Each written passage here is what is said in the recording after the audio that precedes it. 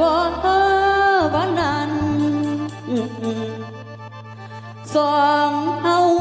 สัญญากันนัดอายท่าอยู่แคมป์ฟางลานางเอ๋ยนัดท่านากระสันยังฟังใจบักอายสายตาจ้องมองนัดหมายเด้น้องและนั่งอยู่เรือนหาดทรายสายตามองนัดน้องไล่แต่ซองมองหาตัวไอ้มาหลอกคอยมิดสังหอยอยู่บางนำลื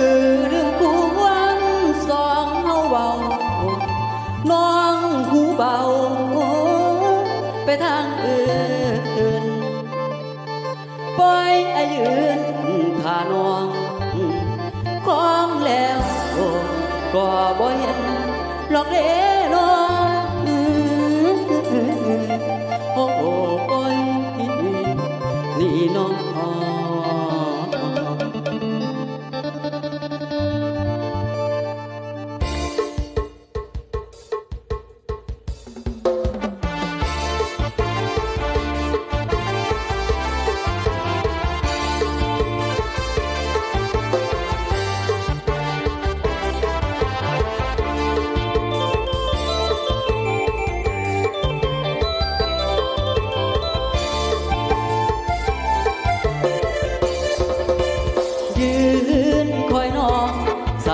จ้องสอดส่องมองหานานให้อายมาทาที่แคมป์ทาหน้ากระสังคนที่คอยเมื่อยืนเมื่อยนั่งอยู่แคมป์ฟังสายนาทีแต่บ่มีแววน้องแก้วคอยมีกี่ดีตัวคักดี